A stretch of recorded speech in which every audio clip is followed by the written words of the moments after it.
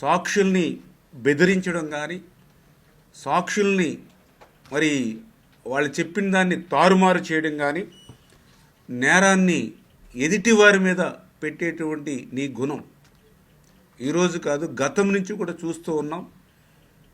జగన్మోహన్ రెడ్డి నీ కేసుల్లో కూడా ఈ రకమైనటువంటి పరిస్థితి మనందరం కూడా చూస్తాం. నేరస్తుల్ని బెదిరించడం, నేరస్తుల్ని మరి ఎవరైతే వాళ్ళు చెప్పినటువంటి వాంగ్మూలాల్ని తారుమారు చేయడం, మరి సాక్షుల్ని చంపడం, ఇవన్నీ కూడా నీ కేసుల్లో కూడా, ఒక వల్లభనేని వంశీ కేసే కాదు, జగన్మోహన్ రెడ్డి కేసుల్లో కూడా ఇది జరుగుతున్నటువంటి పరిస్థితి మనందరం కూడా చూస్తున్నటువంటి స్థితి. ఏదైతే నేరం చేసి ఆ నేరం నుండి తప్పించుకోవడానికి ఇంకొక నేరం చేసినటువంటి వల్లభనేని వంశీ యొక్క విధానాన్ని నువ్వు ఖండించడం అని, మరి అతనికి ఒత్తాసు పలకడం అని అంటే ఈరోజు రాష్ట్ర ప్రజలందరూ కూడా అసహించుకునేటువంటి పరిస్థితి. ఈరోజు జగన్మోహన్ రెడ్డిని సూటిగా అడుగుతూ ఉన్నాం.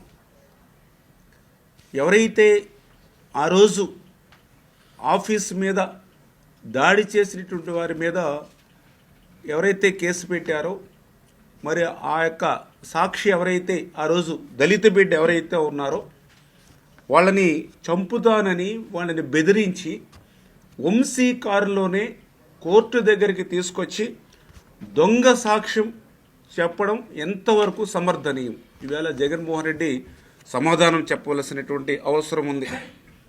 ఒక దళిత బిడ్డను కిడ్నాప్ చేసి విశాఖపట్నంలో వంశీ ఆధీనంలో పెట్టుకుంటే ఎందుకు ఖండించలేకపోతూ ఉన్నావో ఈరోజు జగన్మోహన్ రెడ్డి సమాధానం చెప్పవలసినటువంటి అవసరం ఉంది. ఈరోజు మరి అరాచకత్వవాది వంశీని వెనకేసుకొస్తున్నటువంటి జగన్ ఈవేళ వాస్తవాల్ని, ఎందుకంటే ఆ రోజు తెలుగుదేశం పార్టీ ఆఫీస్ అంటే ఒక పార్టీకి ఒక దేవాలయం లాంటిది పార్టీ కార్యాలయం అంటే, అటువంటి పార్టీ కార్యాలయం కూడా ఎక్కడో మారుమూల అడవుల్లో లేదు. నేషనల్ హైవేకి పక్కన ఉన్నటువంటి తెలుగుదేశం పార్టీ కార్యాలయాన్ని మరి ఆ రోజు వంశీ అనుచరులు తగలబెట్టినటువంటి మాట వాస్తవమా కాదా?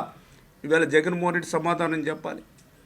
యథేచ్ఛగా ఆ రోజు నీ అరాచకత్వ రాక్షస పాలనలో 5 గంటల పాటు మరి ఆ యొక్క ఆఫీసు మీద కానీ, ఆఫీసులో పనిచేసేటువంటి సిబ్బంది మీద కానీ, ఆఫీసు వెలుపల ఉన్నటువంటి ఏదైతే మరి కార్లు వంటి వాటి మీద ధ్వంసం చేసినటువంటి మాట వాస్తవమా కాదు? ఈరోజు జగన్మోహన్ రెడ్డి సమాధానం చెప్పవలసిన అవసరం ఉంది.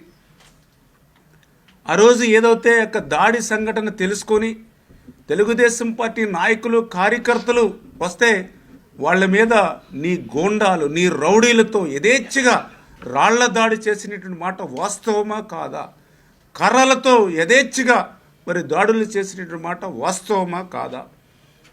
ఒక అధికారికి సైతం నీ యొక్క రౌడీల మాటన, గోండాల మాటన గాయాలు అయినటువంటి మాట వాస్తవమా కాదా? ఆ రోజు బాధితులు ఎవరైతే ఉన్నారో ఆ బాధితులు పెట్టినటువంటి కేసులను మీరు తీసుకోకుండా ఆ బాధితుల మీద ఎదురు కేసులు పెట్టి ఆ రోజు కూడా కళ్యాణి గారిని అరెస్ట్ చేయడానికి ఇంటికి పోతే కనీసం బట్టలు మార్చుకోవడానికి కూడా అవకాశం ఇవ్వకుండా నిర్దాక్షిణ్యంగా ఆ రోజు వ్యవహరించినటువంటి మాట వాస్తవమా కాదా?